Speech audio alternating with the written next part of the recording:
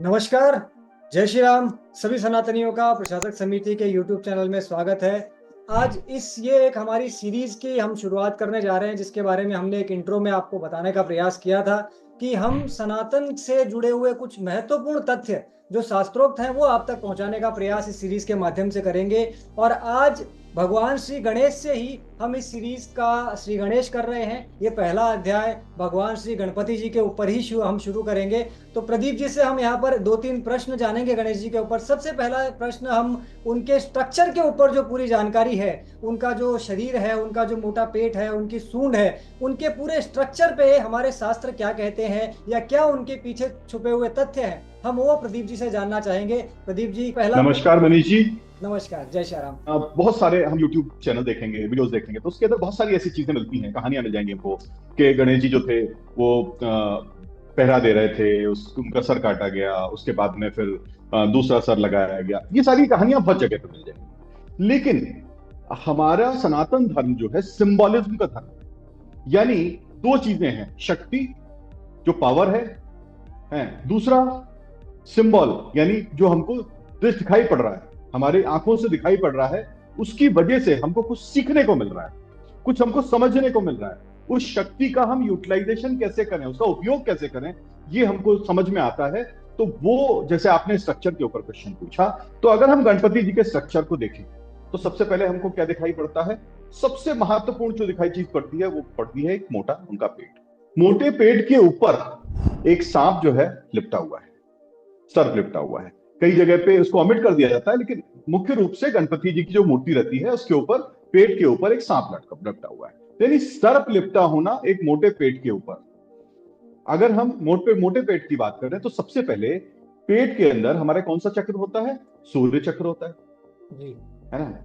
यानी जिसको हम लोग मणिपुर चक्र भी बोलते हैं। यानी सूरज की ऊर्जा या खाने की ऊर्जा या जो भी ऊर्जा होती है संसार में जो हमको प्राप्त होती है, सारी ऊर्जा का स्रोत जो होता है वो इसी चक्र, मणिपुर चक्र के अंदर ही समाहित माना जाता है। हम जब सांप की बात करते हैं, सर्प की बात करते हैं, तो सर्प जो होता है वो हमारी कुंडलिनी शक्ति जो होती है उसका गोतक होता है। यानी उससे हमको पता चलता है कि कुंडलिनी शक्ति में जो हमारा ये चक्र है, इसके जागरण महत्वपूर्ण है। यानी कि जीवन को चलाने के लिए इस चक्र की क्या आवश्यकता है। गणपति जी का पूरा सिंबॉलिज्म अगर हम देखें तो जीवन की प्रक्रिया कैसे चलती रहे, उसी के ऊपर ही पूरा का पूरा उनका स्ट्रक्चर बेस्ड है। आप देखिए, वो गणेश जी जो है वो चूहे के ऊपर उनकी सवारी है, और गज का यानी हाथी का उनका मुख जो है वो दिखाई पड़ता है। गजानन बोलते हैं, तो गज आनंद मतलब सर है, तो गजानन जो है उनको बोला जाता है। यानी हाथी का सर है, बड़ा विशाल सा शरीर है और सबसे छोटा सा एक एनिमल। जब भी हम किसी भी देवता के वाहन की बात करते हैं तो साधारण मनुष्य के दिमाग में आता है वाहन मतलब बैठ के चलने वाली जगह, यानी उसके ऊपर बैठे और हम चल दिए हैं। शिव जी की कोई भी आपने प्रतिमा आज तक ऐसी देखी जिसमें कि नंदी जो है उसके ऊपर वो सवारी कर रहा है? नहीं। नहीं। ज्यादातर शिवलिंग बना हुआ है और नंदी जो है वो शिव जी को देख रहे हैं, सवारी करते हुए तो नहीं दिखाई जाते हैं। वो टीवी सीरियल की बात छोड़ दी, लेकिन कहीं भी जो पौराणिक मंदिर हैं हमारे, उनके अंदर कहीं भी सवारी करते नहीं दिखाई पड़ेंगे, वो सामने बैठे हुए हैं। तो जब हम शिव जी की बात करेंगे तब उसके बारे में बात करेंगे। उसी प्रकार से जब हम बात करते हैं गणेश जी की, तो चूहा जो है वो एक सिंबल है। वाहन का मतलब है उससे हमको मैसेज क्या मिलता है। सबसे पहले हम जब वाहन को देखते हैं तो हमको पता चल जाता है कि ये जो देवता हैं वो क्या, उनकी कैरेक्टरिस्टिक्स हैं, वो क्या हमको सिखाना चाहते हैं। चूहा क्या करता है? चूहे को आप देखिए, कभी इधर कभी उधर, कभी इधर कभी उधर। दूसरी चीज, चूहा जो होता है खाना जो है वो ढूंढता रहता है, भोजन जो है। तीसरी चीज है, चूहा पूरे के पूरे हमारे जितने भी एनिमल किंगडम है, यानी जितने भी जानवर पाए जाते हैं, उसमें सबसे तेजी से रिप्रोड्यूस करता है। तो तीन चीजें हो गई, एक तो उसके अंदर चंचलता हो गई, दूसरा हो गया उसका कैरेक्टरिस्टिक, ज्यादा बच्चे पैदा करता है यानी रिप्रोडक्शन हो गया, तीसरी चीज भोजन को ढूंढता है। पहले जीवन को चलायमान रखने के लिए यानी ये जो देवता हैं वो जीवन को चलायमान रखने के लिए बहुत आवश्यक है। अब जीवन को चलायमान रखने के लिए कौन सी दो चीजें हैं जो कि हमको जीवन में इन्वॉल्व रखती हैं?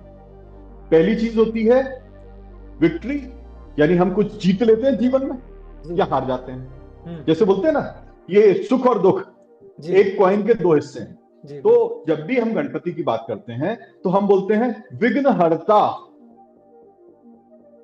और विघ्नकर्ता। जब हम बोलते हैं विघ्नकर्ता और विघ्नहर्ता, बड़ा आश्चर्य होता है कि साहब हमारे एक देवता को हम हर्ता भी बोल रहे हैं और कर्ता भी बोल रहे हैं। तो भाई हर्ता तक तो सब सही था, लेकिन कर्ता कैसे हो गए? यदि कर्ता है मतलब गणपति जी की पूजा करने में नुकसान होगा? फिर तो नहीं, नुकसान नहीं है। देखिए जीवन इसी के ऊपर ही आधारित है। जीवन में अगर कुछ हर्डल्स आएंगे, उन हर्डल्स को आप पार करोगे तो पार करने में ही आपको खुशी मिलती है। अगर आपके जीवन में से विघ्न हटा दिए जाए, आपको कुछ करने के लिए ही ना हो, तो आपको खुशी कहां से मिलेगी? खुशी किस चीज में मिलती है? किसी आपको टास्क दिया जाए, कोई काम दिया जाए, उस काम को पूर्ण करने के बाद आपको लगता है कि हाँ हमने कुछ किया। तो विघ्न करता यानी विघ्न आए, आप कोई भी स्पोर्ट देख लीजिए, आप फुटबॉल देख लीजिए, हडल रेस देख लीजिए, उसमें जितना ज्यादा आप ऑब्स्टिकल्स डालते हैं है ना, उतना ही ज्यादा वो गेम रोचक हो जाता है। दूसरी चीज ये है कि जीवन को चलायमान रखने के लिए हर व्यक्ति जो है वो ऐसा ना हो कि हर व्यक्ति जाकर जीवन त्याग करके और बोले कि नहीं साहब हमको तो क्या बोलते हैं अध्यात्म पे। अध्यात्म जरूरी है, लेकिन परिवार और जीवन का चलना भी जरूरी है। इसलिए चलायमान चूहे की तरह रिप्रोडक्शन है ना। हर व्यक्ति अगर सन्यासी हो जाएगा और ब्रह्मचारी हो जाएगा तो ये दुनिया बचेगी नहीं, है ना। तो वो भी आवश्यक है। तो इसीलिए चूहे के अंदर रिप्रोडक्शन की क्वालिटीज हैं। तो उस क्वालिटी को भी दर्शाया है कि अगर आप क्या बोलते हैं इन देवता की पूजा करते हो तो आपके अंदर वो क्वालिटीज भी अपने आप आती हैं। यानी सृजन की क्वालिटीज, क्रिएशन की क्वालिटीज, अपने परिवार को संभालने की क्वालिटीज, अपने परिवार को बढ़ाने की क्वालिटीज, अपने परिवार से जुड़े रहने की क्वालिटीज, ये सारी क्वालिटीज आपके अंदर आती है। गणपति जी की अगर हाथों को देखें तो उसमें कुछ मूर्तियां ऐसी हैं जिसके अंदर 2 हाथ मिलेंगे, कुछ में 4 हाथ मिलेंगे। अगर हम 2 हाथ वाली मूर्तियों को देखेंगे तो एक में अंकुश और एक में पाश। अब अंकुश क्या करता है? अंकुश लगाना। किसी चीज पे अंकुश लगाने का मतलब क्या होता है? रोकना। यानी हर्डल्स की बात जो मैं कर रहा था ना अभी, कि जीवन में जितने हर्डल्स होंगे उन हर्डल्स को पार करना, यानी कठिनाइयां होंगी, कठिनाइयों पे विजय प्राप्त करने में ही खुशी है। तो अंकुश आ गया वहां पे। पाश मतलब बांधना, यानी जीवन की डोर से बांधना, यानी आपको जीवन से भागने नहीं देना कि आप जीवन से निराश होकर भाग ना जाओ। अगर व्यक्ति हारते ही चला जाए, हारते ही चला जाए, हारते ही चला जाए सब चीज, तो क्या होगा? वो जीवन से निराश होकर भाग जाएगा। अगर वो जीतते ही चला जाए, जीतते ही चला जाए, जीतते ही चला जाए, सब कुछ विक्ट्री हो जाए उसके पास में, बोले भैया हमारे पास तो हारने के लिए कुछ था नहीं, सब कुछ तो हमारे पास वैसे ही मिल गया, तो बोलेगा जीवन में है क्या? जीवन में तो कोई रसीद नहीं है, कुछ तो हमने प्राप्ति नहीं किया, सब कुछ तो पहले से ही था। प्राप्त करने का जो आनंद है वो तो मिला ही नहीं। एक हाथ में उनके अगर 4 हाथ दिखाए जाते हैं तो एक हाथ में उनके मोदक। मोदक किस चीज का प्रतीक है? मोदक भोजन का प्रतीक। यानी जो मैं बात कर रहा था कि मणिपुर चक्र यानी शक्ति, यानी शक्ति की प्राप्ति। आपको जीवन को चलाने के लिए शक्ति की जो आवश्यक है, आप भूखे रह के जीवन चला लोगे क्या? नहीं चला पाओगे, इसलिए शक्ति की भी आवश्यकता है। फिर आशीर्वाद, एक हाथ जो हो गया, चौथा हाथ जो है वो आशीर्वाद स्वरूप है। यानी आप हर्डल्स आएंगे लेकिन आप गणपति जी की प्रथम पूजा जो कर रहे हो उसकी वजह से वो हर्डल्स भी दूर हो जाएंगे आपके। तो ये गणपति जी का पूरा स्ट्रक्चर जो है वो, उनका जो पूरा का पूरा जो स्वरूप है वो हमको बताता है। अगर हम गणपति गायत्री का वो करते हैं तो उसके अंदर भी उनके स्वरूप की ही हम परिकल्पना, ओम गजाननाय विद्महे वक्रतुंडाय धीमहि तन्नो दंती प्रचोदयात्। वक्रतुंड यानी गज आनन, गजानन में बोल रहा था ना, तो गज मतलब हाथी, आनन मतलब हेड, सर है। विद्महे, विद्महे मतलब हम अपने मन में उनकी प्रतिमा को बनाते हैं, यानी हम आंख बंद करके उनकी प्रतिमा का विचार करते हैं अपने अंदर। वक्र तुंडाय, वक्र मतलब बड़ा, तुंड मतलब पेट, ठीक। वक्रतुंडाय धीमहि, हम्म, यानी हम बड़ा पेट वाले जो गणपति जी हैं उनसे हम शुभेच्छा मांगते हैं। अब बड़े पेट का गणपति जी से शुभेच्छा मांगते हैं, यानी उनकी ग्रहण करने की शक्ति, यानी सूर्य चक्र जो है, उनका जो मणिपुर चक्र जो है, उस मणिपुर चक्र हमारे अंदर भी वैसा ही जागृत रहे, हमारे ऊपर पास भी लक्ष्मी जी जो है वो हमारे जीवन में आती रहे और हम उसको खर्च भी करते रहे, ऐसी हमको सुविधा मिले, हमको हमारे जीवन चलाने के लिए सुविधा मिले, उसके लिए हम गणपति जी की प्रार्थना करते हैं। तो कितना सुंदर वर्णन है। बिल्कुल बिल्कुल, वर्णन बहुत सुंदर। इसमें आपने अंत में एक चीज कही कि गणेश जी को हम प्रथम पूज्य कहते हैं। तो इस पे भी मैं आपसे जानना चाहूंगा कि जैसे बहुत सारी स्टोरीज हैं, प्रथम पूज्य क्यों कहा जाता है, अलग अलग स्टोरी है। तो एक शास्त्रोक्त जो परफेक्ट स्टोरी है, जो पूर्ण सत्य है, जो तथ्यात्मक है, वो चीज आप बताइए कि प्रथम पूज्य गणेश जी को क्यों कहा जाता है। देखिए, सारी स्टोरी सही है।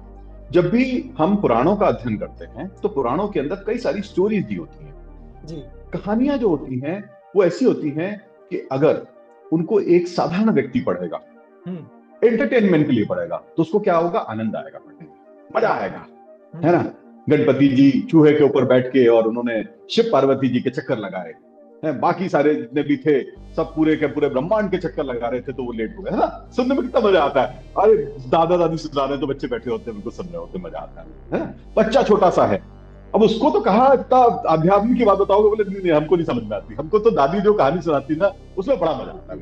लेकिन जितनी भी कहानियां हैं उनका अगर हम जिस निकालते हैं तो एक ही चीज का जिस आता है कि गणपति जी जो मैं बता रहा था, हर्डल्स यानी कि कठिनाइयां, कठिनाई। उन कठिनाइयों को पार करने के लिए जब भी हम कोई पूजा करते हैं, आराधना करते हैं, जब भी हम कोई हवन करते हैं, जब भी हम कोई बड़ा यज्ञ करते हैं, तो इन सबको करने के लिए कोई हर्डल्स ना आए, कोई परेशानियां ना आए, तो हम गणपति जी से उस समय पूजन ये करते हैं।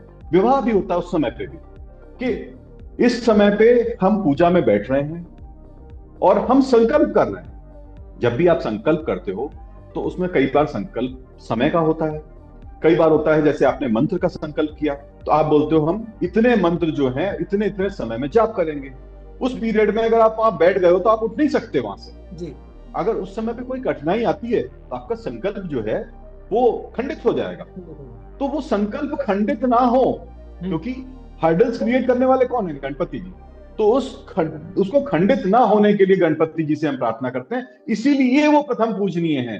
क्योंकि हम बोलते हैं कि हम आप पूजा में बैठ गए हैं और गणपति जी हम आपसे प्रार्थना करते हैं कि हमारे जीवन में आपने रस बना के रखा, लेकिन अभी हम जब पूजा पे बैठे हुए हैं तो हमने संकल्प लिया है, उस संकल्प की पूर्ति के लिए हम आपसे प्रार्थना करते हैं और हमारी पूजा जो है वो संपन्न हो, संपूर्ण हो, फलदायक हो, ऐसी हम गणपति जी से प्रार्थना करते हैं। और इसी कारण, क्योंकि कोई भी पूजा, कोई भी हमारी आराधना, कोई भी हमारा मंत्र जाप, अगर उसमें हर्डल आता है तो उसकी पूर्णता संभव नहीं है।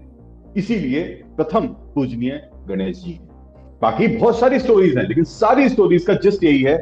अगर हम देखें तो गणपति जी ने शिव और पार्वती जी के जो चारों तरफ चक्कर लगाया, तो शिव कौन है? शिव जो है वो मैटर, हमारा क्या बोलते हैं, पूरा पूरा ग्रेविटेशनल फोर्स, यानी पृथ्वी पे पंच तत्व जो है वो ही शिव। और शक्ति जो है वो हमारी कुंडलिनी शक्ति, जो जीवन की शक्ति है वो है। यानी दोनों आवश्यक हैं। जब आपने इनके चक्कर लगा लिए तो पूरा ब्रह्मांड तो इसी में समाहित है। यानी वो ये बताने की कोशिश कर रहे हैं कि शिव और शक्ति जो है वो अल्टीमेटली देखा जाए तो यही पूरा ब्रह्मांड। जी, बहुत बढ़िया। गणेश जी के साथ ये जो जानकारियां आपने शास्त्रों के अनुसार तथ्यात्मक दी, वो कुछ अलग है, जो शायद बहुत से लोग नहीं जानते होंगे, क्योंकि लोगों ने जो सुना और जो थोड़ा बहुत पढ़ा होगा उतना ही जानते हैं। लेकिन जो बातें आपने बताई वो बहुत डीप है, और मुझे लगता है जो दर्शकों ने देखा होगा उन्हें भी बहुत ज़्यादा ज्ञान इससे मिला होगा। और अगर अच्छी लगी ये जानकारियाँ तो इन्हें अधिक से अधिक शेयर कीजिए। हम हर सप्ताह ऐसे ही एक सत्य की खोज के आधार पर सत्य सनातन की एक जानकारी आपके सामने प्रस्तुत करते जाएंगे। इस कार्य में आप सभी हमारा सहयोग करें। इस सीरीज को हम लगातार आगे बढ़ाते रहेंगे, आप सबका सहयोग मिलता रहेगा, तो इसे अधिक से अधिक शेयर करने का जरूर प्रयास करें। प्रदीप जी, फिर अगली बार अगले एपिसोड में आपके साथ एक अलग सत्य के साथ में उपस्थित होंगे। तब तक के लिए जय श्री राम। ओम श्री गणेशाय नमः। जय श्री राम। श्री गणेशाय नमः।